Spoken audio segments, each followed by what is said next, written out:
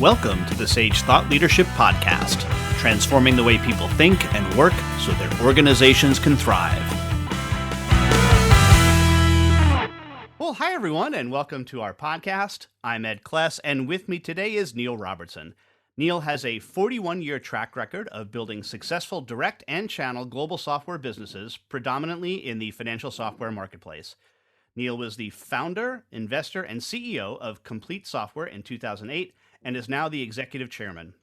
Neil has been at the forefront of technology innovations with a long track record of building disruptive startups into successful global businesses, including his time as CEO EMEA of Great Plains, where he built the business model outside the United States from 1995 to 2001.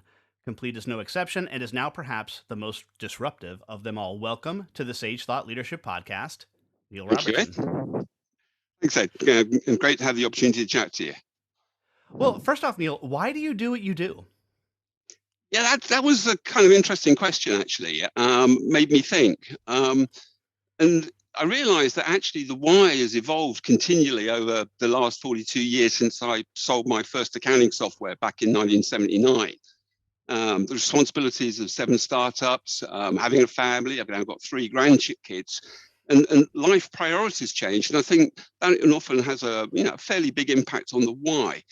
But there's one thing that's remained a constant, and that's the catalyst of the incredible advances in technology. And that spawns the applications which continually make the impossible possible. And then practical, then affordable, and then easy to consume. And that actually makes life exciting. From the recognition of an opportunity and realizing there's something there to be had. And then all of the challenges of building the businesses that then can fully deliver on that opportunity. But also the pleasure, of building the organizations that deliver them, but the value it also delivers to our partners and our customers that deploy and then consume them. Well, talk to me a little bit about the big changes that you see taking place in the business world today. Yeah, I think it's certainly, if anything, everything's accelerating. So today's no different. I think that there's 3 that are very relevant to this audience and probably represent the biggest changes that I've seen in certainly the purchasing arena in my entire career. And they've been driven by the tragedy of COVID, but they are going to impact absolutely everybody. And some say that the acceleration has been as much as 10 years in literally the 12, 15 months that we've been going through this. And I think that level of acceleration means that the future, if you like, is already now. It is here. It is available. The 3 changes, I think, the big one is the fact that we're going to be working with a permanently dispersed workforce. If we want to hire the best people, we want to keep the best people, then the life changes that people have experienced from working from home in lockdown is most people want a degree of that freedom to be retained, or certainly work in an organization that gives them that flexibility. And that has a direct impact on all of the applications, all of the information that individual needs to consume and use in order to be able to work effectively away from home, away from the office, or whether it's at home or at any point. So it is going to drive everything online. And I think every organization now is sitting there and looking at their IT infrastructure and trying to identify the areas that they need to evolve in order to be able to offer that flexibility. The second one is that the corporate billing in the USA has also changed.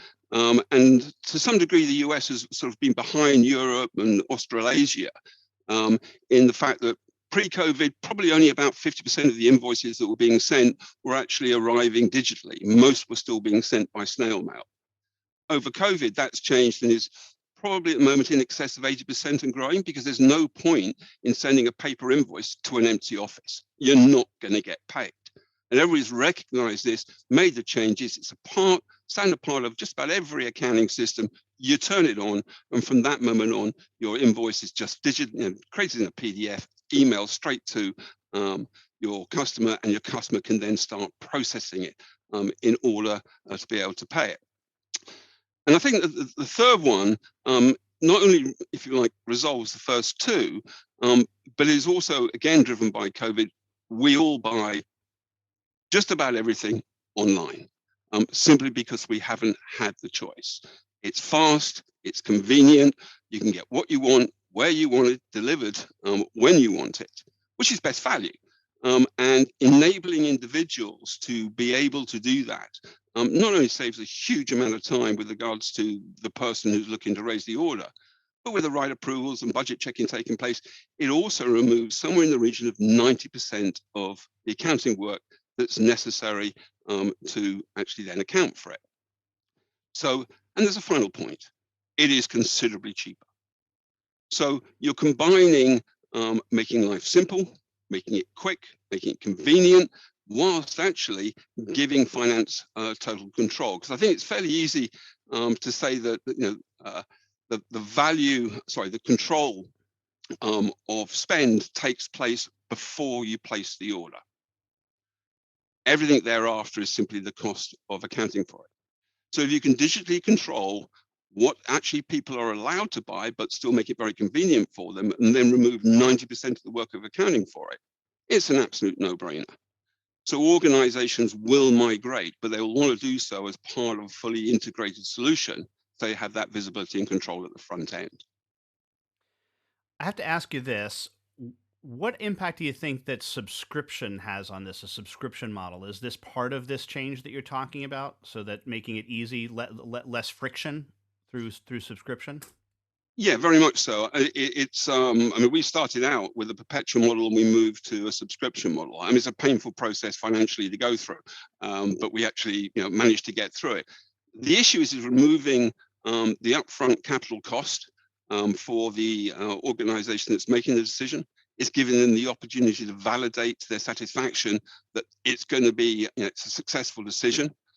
It needs to be simple from the point of view of the speed of deployment and the return on that investment.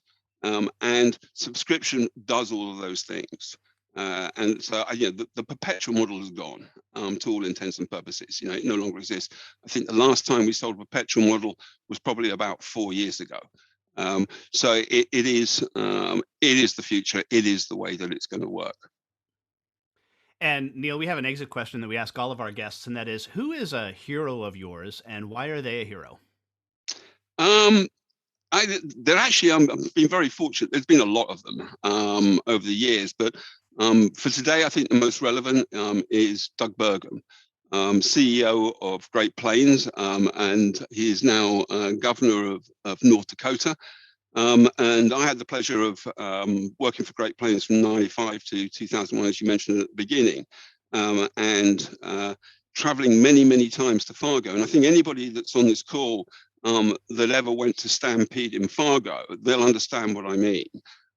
If you want to really understand partnership, really see how you can aggregate the widest, broadest range of people to have a common goal, common ideas and focus, and work together, not just when it's easy and everything's going well, but when there are challenges and there are issues. The openness, the communication they provided, the people that they had, and the partners they worked with, it became an extraordinary organization. And I learned so much from that's been so valuable in the years that have followed. So thanks, Doug, and everybody at Great Plains. I really appreciate that rather entertaining and exciting part of my life. Well, I will second Doug Burgum on that as well. And lastly, Neil, how can somebody contact you? The easiest way actually is just probably to hit our website. Compleat is not spelt the way you expect it. It's COMPLEAT, so compleatsoftware.com, or just contact me, Neil Robertson, on LinkedIn. All right. Neil Robertson, CEO of Compleat Software and now Executive Chairman. Thanks so much for being a guest on the Sage Thought Leadership Podcast. Thank you very much for the invitation. Review and subscribe by searching your podcast player of choice for Sage Thought Leadership Podcast.